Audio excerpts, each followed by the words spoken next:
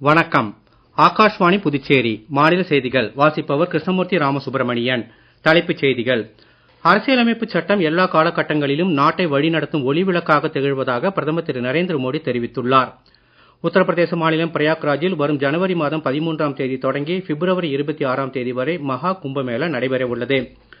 நியூயார்க்கில் நடைபெற்ற 2024ஆம் ஆண்டுக்கான ஃபிடே மகளிர் உலக ரேபிட் செஸ் சாம்பியன் பட்டத்தை இந்திய கிராண்ட் மாஸ்டர் கொனேரு ஹம்பி 2வது முறையாக வென்றுள்ளார். புதுச்சேரியைச் சேர்ந்த மருத்துவரிடம் ஆன்லைன் மூலம் 27 லட்சம் ரூபாய் மோசடி செய்த மேற்கு வங்கத்தைச் சேர்ந்த 3 பேரை புதுச்சேரி சைபர் கிரைம் போலீசார் கைது செய்து விசாரித்து வருகின்றனர். இனி விரிவான செய்திகள். மக்களை அரசியல் சட்ட மரபோடு இணைக்கும் வகையில் constitution75.com என்ற பெயரில் இணையதளம் உருவாக்கப்பட்டிருப்பதாக பிரதமர் திரு நரேந்திர மோடி கூறியுள்ளார். இன்று காலை ஆகாஷ்வாணியில் ஒலிபரப்பான மனதின் குரல் நிகழ்ச்சியில் உரையாற்றிய பிரதமர், அரசியலமைப்புச் சட்டம் அனைத்து காலகட்டங்களிலும் நாட்டை வழிநடத்தும் ஒளி விளக்காக திகழ்வதாக தெரிவித்தார். அடுத்த மாதம் 13ஆம் தேதி முதல் உத்தரப்பிரதேச மாநிலம் பிரயாக்ராஜில் தொடங்க உள்ள மகா கும்பமேளாவில் உள்நாடு மற்றும் வெளிநாடுகளில் இருந்து கோடிக்கணக்கானோர் ஒரே நேரத்தில் கலந்து கொள்ள உள்ளனர் என்றும், இதற்கான விரிவான ஏற்பாடுகள் நடந்தேறி வருவதாகவும் குறிப்பிட்ட பிரதமர், முதல் முறையாக செயற்கை நுண்ணறிவு மூலம் கும்பமேளாவோடு தொடர்புடைய அனைத்து விதமான தகவல்களும் 11 இந்திய மொழிகளில் கைபேசி வாயிலாக பெறும் வசதிகள் செய்யப்படுவதாகவும் கூறினார். அடுத்த ஆண்டு நம் நாட்டில் முதல் முறையாக உலக ஒளி கேளிக்கை உச்சி மாநாடு, அதாவது வேவ்ஸ் உச்சி மாநாடு நடைபெற உள்ளது என்று பிரதமர் மோடி தமது மனதின் குரல் நிகழ்ச்சியில் தெரிவித்தார். இம்மாநாட்டில் உலகின் பல பகுதிகளில் இருந்தும் ஊடகம் மற்றும் திரைத்துறையினரும் படைப்பாளிகளும் இந்தியாவிற்கு வர உள்ளதாகவும், இதற்கான ஏற்பாடுகளில் நம் தேசத்தின் இளம் படைப்பாளிகள் முழு உற்சாகத்தோடு பணியாற்றி வருவதாகவும் பிரதமர் கூறினார். நாம் $5 டிரில்லியன் பொருளாதாரம் என்ற திசையை நோக்கி முன்னேறும் வேளையில் நமது படைப்பாற்றல் பொருளாதாரமும் ஒரு புதிய ஆற்றலை கொண்டு வந்து சேர்க்கிறது என்பதையும் அவர் மகிழ்ச்சியோடு குறிப்பிட்டார். அனைத்து துறை படைப்பாளிகளும் இம்மாநாட்டில் பங்கேற்க வருமாறு அவர் அழைப்பு விடுத்தார். மேலும் உலகின் மிக தொன்மையான மொழி தமிழ் மொழி என்றும், இதற்காக இந்தியர்கள் அனைவரும் பெருமைப்பட வேண்டும் என்று தெரிவித்த திரு மோடி, உலகெங்கிலும் தமிழ் மொழியை கற்பவர்களின் எண்ணிக்கை அதிகரித்து வருவதாகவும் கூறினார். கலை முதல் ஆயுர்வேதம், மொழி, இசை என அனைத்தும் நம் நாட்டில் கொட்டி கிடக்கிறது என்றும், இதுவே மற்ற நாடுகளை இந்தியாவிடம் ஈர்க்கிறது என்றும் பிரதமர் தமது மனதின் குரல் உரையின் போது கூறினார். நாட்டில் சுகாதாரத்துறை மூலம் மேற்கொள்ளப்பட்ட பல்வேறு நடவடிக்கைகளால் கடந்த 8 ஆண்டுகளில் மலேரியா நோயால் ஏற்படும் உயிர் இழப்புகளின் எண்ணிக்கை 80% குறைந்துள்ளதாகவும் பிரதமர் குறிப்பிட்டார். நாட்டில் 90% புற்றுநோயாளிகள் உரிய நேரத்தில் சிகிச்சையை தொடங்குவதில் ஆயுஷ்மான் பாரத் சுகாதார காப்பீடு திட்டம் இன்றியமையாத பங்கு வகிப்பதாக கூறிய அவர், இந்நோய் குறித்த விழிப்புணர்வு மக்களிடையே தற்போது அதிகரித்துள்ளதாகவும் தெரிவித்தார். குளிர்காலங்களில் நாடெங்கிலும் விளையாட்டு மற்றும் உடல் உறுதி தொடர்பாக பல செயல்பாடுகள் நடைபெற்று வருகின்றன என்றும், மக்கள் உடல் உறுதியை தங்களது தினசரி வாடிக்கையாக்கி வருகிறார்கள் என்பது தமக்கு மகிழ்ச்சி அளிப்பதாக உள்ளது என்றும் திரு மோடி குறிப்பிட்டார். காஷ்மீரில் பனிச்சறுக்கு முதல் குஜராத்தில் காற்றாடி விடுதல் வரை அனைத்து இடங்களிலும் விளையாட்டுகளின் உற்சாகத்தை காண முடிவதாகவும், சண்டே ஆன் சைக்கிள் மற்றும் சைக்கிளிங் டியூஸ்டே போன்ற இயக்கங்கள் மக்களுக்கு ஊக்கமளித்து வருவதாகவும் பிரதமர் கூறினார். அண்மையில் சத்தீஸ்கர் மாநிலத்தில் நடைபெற்ற பஸ்தர் ஒலிம்பிக் போட்டிகளில் தடகளம், வில்வித்தை, கால்பந்து, ஹாக்கி, பளுதூக்குதல், பூப்பந்து, கபடி உள்ளிட்ட போட்டிகளில் 7 மாவட்டங்களைச் சேர்ந்த 1,65,000 வீரர்கள் பங்கேற்று தங்களது திறமையை வெளிப்படுத்தி உள்ளனர் என்றும், நாட்டின் தொலைதூர பகுதிகளைச் சேர்ந்த விளையாட்டு வீரர்கள் தேசிய அளவில் முன்னேற்றம் அடைவதற்கான வாய்ப்பை பஸ்தர் ஒலிம்பிக் வழங்கி உள்ளதாகவும் பிரதமர் தெரிவித்தார். நாட்டு மக்களுக்கு புத்தாண்டு வாழ்த்துக்களை தெரிவித்த பிரதமர் திரு நரேந்திர மோடி, புதிய ஆண்டில் இந்தியா பல துறைகளில் புதிய உச்சங்களை எட்டும் என்றும் நம்பிக்கை தெரிவித்தார். பிரதமர் ஆற்றிய மனதின் குரல் உரையின் தமிழாக்கம் புதுச்சேரி மற்றும் தமிழகத்தின் அனைத்து ஆகாஷ்வாணி நிலையங்களிலும் இன்று இரவு 8 மணிக்கு மறு ஒலிபரப்பு செய்யப்பட உள்ளது. மத்திய பிரதேச மாநிலம் இந்தூரில் உள்ள 3 ராணுவ பயிற்சி நிலையங்களை பாதுகாப்புத்துறை அமைச்சர் திரு ராஜ்நாத் சிங் பார்வையிடுகிறார். இந்த பயணத்தின் போது ராணுவ வீரர்களிடையே கலந்துரையாட உள்ளதை தாம் ஆவலோடு எதிர்நோக்கி உள்ளதாக அவர் தமது சமூக வலைதள பதிவில் குறிப்பிட்டுள்ளார். 18வது சூரிய கிரகன் என்ற கூட்டு ராணுவ பயிற்சியில் கலந்து கொள்ள 334 வீரர்களை கொண்ட இந்திய ராணுவ குழு நேபாளம் சென்றுள்ளது. மலைப்பகுதிகளில் பயங்கரவாத எதிர்ப்பு நடவடிக்கைகள், மனிதாபிமான உணர்வில் பேரழிவு நிவாரணம், மருத்துவ பயிற்சி, சுற்றுச்சூழல் பாதுகாப்பை மேம்படுத்துவது உள்ளிட்டவற்றில் இரு நாட்டு வீரர்களும் இணைந்து செயல்படுவதே இப்பயிற்சியின் நோக்கமாகும். இந்த பயிற்சியின் போது இந்தியா, நேபாள வீரர்கள் தங்களது கருத்துக்கள், அனுபவங்களை பரிமாறிக் கொள்வதன் மூலம் இரு நாடுகளுக்கு இடையேயான நட்பு, நம்பிக்கை, கலாச்சார இணைப்பு போன்ற உறவுகளை பலப்படுத்திக் கொள்ள முடியும்.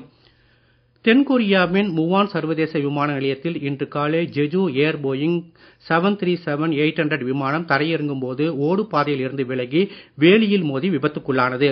இந்த விமானத்தில் 6 விமான ஊழியர்கள் உட்பட 181 பேர் பயணம் செய்தனர். 6 விமான ஊழியர்களில் 2 உயிருடன் மீட்கப்பட்டுள்ள நிலையில் 177 பேர் உயிரிழந்தது உறுதி செய்யப்பட்டுள்ளதாகவும் 2 பேரை காணவில்லை என்றும் மீட்புப் பணிகள் தொடர்ந்து நடைபெற்று வருவதாகவும் தெரிவிக்கப்பட்டுள்ளது. விபத்துக்கான சரியான காரணம் இன்னும் அறியப்படவில்லை. ஆனால் பறவைகளின் குறுக்கீடு காரணமாக இவ்விபத்து ஏற்பட்டிருக்கலாம் என்று தெரிவிக்கப்பட்டுள்ளது. நீங்கள் கேட்டுக்கொண்டிருப்பது மாநில செய்திகள். உத்தரப்பிரதேச மாநிலம் பிரயாக்ராஜில் வரும் ஜனவரி மாதம் 13ஆம் தேதி தொடங்கி பிப்ரவரி 26ஆம் தேதி வரை மகா கும்பமேளா நடைபெற உள்ளது. இதனை முன்னிட்டு அம்மாநில முதலமைச்சர் யோகி ஆதித்யநாத் டெல்லியில் இன்று குடியரசுத் தலைவர் திருமதி திரௌபதி முர்முவை சந்தித்து கும்பமேளாவில் பங்கேற்குமாறு அழைப்பு விடுத்தார். முன்னதாக அவர் நேற்று தலைநகரில் முன்னாள் குடியரசுத் தலைவர் திரு ராம்நாத் கோவிந்த், பாஜக தேசிய தலைவர் திரு ஜே.பி. நட்டா, உள்துறை அமைச்சர் திரு அமித்ஷா, மிசோரம் ஆளுநர் திரு வி.கே. சிங் உள்ளிட்டோரை சந்தித்து அதிகாரப்பூர்வ அழைப்பு மற்றும் அடையாள பரிசுகளையும் வழங்கினார். மகா கும்பமேளா தொடங்க இன்னும் 15 நாட்களே உள்ள நிலையில் இந்த பிரமாண்டமான விழாவிற்கு சிறப்பு பிரமுகர்கள் மற்றும் பொதுமக்களை அழைப்பதற்கான முயற்சிகளை உத்தரப்பிரதேச அரசு தீவிரப்படுத்தி உள்ளது. இந்திய விண்வெளி ஆராய்ச்சி நிறுவனம் இருவேறு செயற்கைக்கோள்களை இணைக்கும் வகையிலான ஸ்பேஸ் டாக்கிங் சோதனையை நாளை மேற்கொள்கிறது. இது பற்றிய ஒரு செய்திக்குறிப்பு. ஸ்ரீஹரிகோட்டா சதீஷ் தவான் விண்வெளி மையத்தின் ஏவுதளத்தில் இருந்து நாளை இரவு 9:58 மணிக்கு PSLV C-60 செலுத்து வாகனத்தின் மூலம் தலா 220 கிலோ எடை கொண்ட 2 செயற்கைக்கோள்கள் விண்ணில் ஏவப்பட உள்ளன. இதற்கான 25 மணி நேர கவுண்ட் டவுன் இன்று இரவு 8:58 மணிக்கு தொடங்குகிறது. விண்வெளி தொழில்நுட்பத்தில் இஸ்ரோ குறிப்பிடத்தக்க சாதனையை படைக்க உள்ளது என்றும் இதன் வெற்றி எதிர்கால விண்வெளி திட்டங்களுக்கு மிகப்பெரிய பலன் அளிக்கும் என்றும் மத்திய அறிவியல் தொழில்நுட்பத்துறை இணையமைச்சர் டாக்டர் ஜிதேந்திர சிங் தெரிவித்துள்ளார். புதுச்சேரியை சேர்ந்த மருத்துவரிடம் 27 லட்சம் ரூபாய் மோசடி செய்த மேற்கு வங்கத்தைச் சேர்ந்த 3 பேரை புதுச்சேரி சைபர் கிரைம் போலீசார் கைது செய்து விசாரித்து வருகின்றனர். சமூக வலைத்தளங்களை பயன்படுத்தி தங்களை போலீஸ் அதிகாரி, தகவல் தொடர்புத்துறை அலுவலக அதிகாரி உள்ளிட்ட பல்வேறு பொய்களை கூறி அப்பாவி பொதுமக்களை மிரட்டி கோடிக்கணக்கில் பணம் பறித்த மோசடி கும்பலைச் சேர்ந்த 3 பேரை புதுச்சேரி சைபர் கிரைம் ஆய்வாளர்கள் தலைமையிலான தனிப்படை போலீசார் கைது செய்துள்ளனர். தலைமறைவாகி உள்ள 3 பேரை தேடி வருகின்றனர். நியூயார்க்கில் நடைபெற்ற 2024ஆம் ஆண்டுக்கான ஃபிடே மகளிர் உலக ரேபிட் செஸ் சாம்பியன் பட்டத்தை இந்திய கிராண்ட் மாஸ்டர் கொனேரு ஹம்பி வென்றுள்ளார். இதன் மூலம் இந்த பட்டத்தை 2வது முறையாக பெறும் இந்தியர் என்ற பெருமையை இவர் பெற்றுள்ளார். முன்னதாக 2019ஆம் ஆண்டு ஜார்ஜியாவில் நடைபெற்ற போட்டியில் முதல் முறையாக ரேபிட் செஸ் சாம்பியன் பட்டத்தை இவர் வென்றார். இவருக்கு பிரதமர் திரு நரேந்திர மோடி வாழ்த்து தெரிவித்துள்ளார். இந்த சாதனையை அடைந்த ஹம்பியின் மன உறுதியும் அறிவு கூர்மையும் லட்சக்கணக்கானோருக்கு தொடர்ந்து ஊக்கமளிப்பதாக பிரதமர் தமது சமூக ஊடகப் பதிவில் பாராட்டியுள்ளார். ஹாக்கி இந்தியா லீக் போட்டியில் இன்று நடைபெற உள்ள ஆட்டங்களில் சூர்மா அணியை தமிழக அணி எதிர்கொள்கிறது. இப்போட்டி இரவு 8:15க்கு தொடங்குகிறது. மற்றொரு ஆட்டத்தில் ஹைதராபாத், பெங்கால் அணிகள் மோதுகின்றன. மறைந்த முன்னாள் பாரத பிரதமர் டாக்டர் மன்மோகன் சிங்கின் திருவுருவப் படத்திற்கு புதுடெல்லிக்கான புதுச்சேரி அரசின் சிறப்பு பிரதிநிதி திரு மல்லாடி கிருஷ்ணராவ் தலைமையில் ஏனாம் எர்ரா கார்டனில் அஞ்சலி செலுத்தப்பட்டது.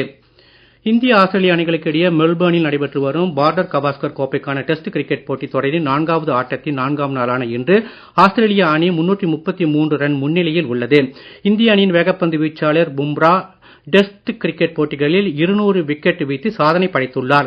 மேலும் குறைந்த ஆவரேஜில் 200 விக்கெட் எடுத்த வேகப்பந்து வீச்சாளர் என்ற சாதனையையும் இவர் படைத்துள்ளார்.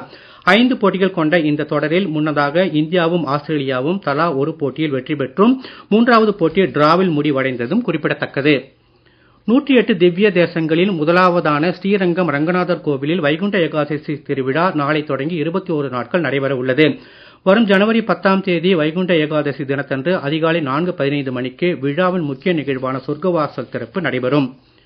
இமாச்சல பிரதேச உயர்நீதிமன்றத்தின் தலைமை நீதிபதியாக திரு குர்மித் சிங் சாந்தாவாலியா இன்று பதவியேற்றுக் கொண்டார். சிம்லா ஆளுநர் மாளிகையில் நடைபெற்ற விழாவில் ஆளுநர் திரு சிவ் பிரதாப் சுக்லா அவருக்கு பதவி பிரமாணம் செய்து வைத்தார். நிகழ்ச்சியில் அம்மாநில முதலமைச்சர் திரு சுக்வீந்தர் சிங் சுக்கு மற்றும் அமைச்சர்கள் கலந்து கொண்டனர். மீண்டும் தலைப்புச் செய்திகள். அரசியலமைப்பு சட்டம் எல்லா காலகட்டங்களிலும் நாட்டை வழிநடத்தும் ஒளிவிளக்காக திகழ்வதாக பிரதமர் திரு நரேந்திர மோடி தெரிவித்துள்ளார். உத்தரப்பிரதேச மாநிலம் பிரயாக்ராஜில் வரும் ஜனவரி மாதம் 13ஆம் தேதி தொடங்கி பிப்ரவரி 26ஆம் தேதி வரை மகா கும்பமேளா நடைபெற உள்ளது. நியூயார்க்கில் நடைபெற்ற 2024ஆம் ஆண்டுக்கான ஃபிடே மகளிர் உலக ரேபிட் செஸ் சாம்பியன் பட்டத்தை இந்திய கிராண்ட் மாஸ்டர் கொனேரு ஹம்பி 2வது முறையாக வென்றுள்ளார். புதுச்சேரியைச் சேர்ந்த மருத்துவரிடம் ஆன்லைன் மூலம் 27 லட்சம் ரூபாய் மோசடி செய்த மேற்கு வங்கத்தைச் சேர்ந்த 3 பேரை புதுச்சேரி சைபர் கிரைம் போலீசார் கைது செய்து விசாரித்து வருகின்றனர். இத்துடன் இந்த செய்தி அறிக்கை நிறைவு பெறுகிறது. வணக்கம்.